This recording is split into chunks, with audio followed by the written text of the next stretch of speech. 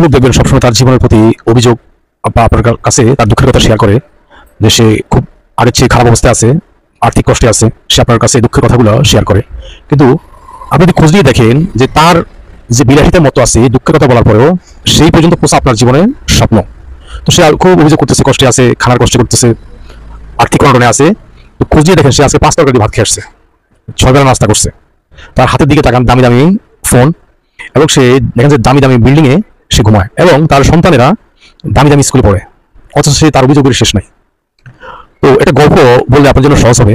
তো স্কুলে তো অনেক ধরনের ছাত্ররা থাকে, তো স্যার বলে যে তোমরা অনেক রচনাই তো মানুষ লেখে, তোমরা গরিবের রচনা লেখো। তো গরিবের রচনা লিখবে, এটাই তো স্বাভাবিক। কিন্তু এখানে তো শিল্পপতির ছেলেরাও আছে, কোটিপতির ছেলেরাও আছে, তো তারাও বললো যে গরিবের রচনা কিভাবে লিখতে হয়।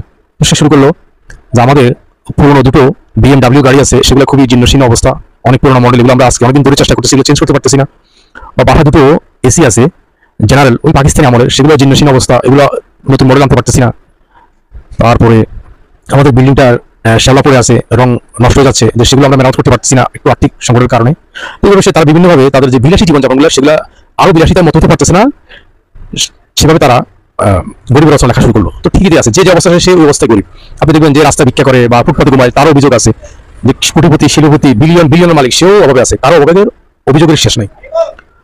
তো তো একটা গল্প, তো পাশের এক ব্যবসায়ীর সাথে অনেক সময় সুখ দুঃখের আলাপ করি। তো তিনি বলে যে এরকম দুঃখের কষ্টের কথা আমার কাছে আসি, আমার এক বন্ধু শেয়ার করতেছে, বলছে বন্ধু আমি খুব কষ্টে আছি আর্থিকভাবে, আমি খুবই অবস্থা খারাপ। তো বলছি আমি অনেক দেনা হয়ে গেছি। তো বলো যে আপনি তো দেনা হওয়ার লোক না, কেন দেনা হয়েছেন? তো বলে দেখেন আমি একটা লোন করছিলাম। তো লোন কেন করছেন? যে প্রত্যেক মাসে 10,000 করে 10,000 টাকা ডিপিএস করা লাগে, তো তো সেটা এখন আমার জন্য টানা অসম্ভব হয়ে গেছে। তো দেখেন সে সঞ্চয় করার জন্য দেনায় পড়ছে, আর সেটা নাকি সে আর্থিক সংকটে আছে। তো আপনি যখন আর্থিক সংকটে আছেন, তো আপনার বিলাসিতা করার কি দরকার, আপনি সঞ্চয় করার কি দরকার? তো অনেকে কষ্টে আছে যে আমার একটা ব্যবসা আছে, আরেকটা কিভাবে বাড়াতে পারে, সেও একটা কষ্টে আছে। যে তার এখন বিল্ডিংটা একতলা, সেটা ভেঙে কিভাবে দোতলা করবে, সেও একটা মানসিক কষ্টে আছে।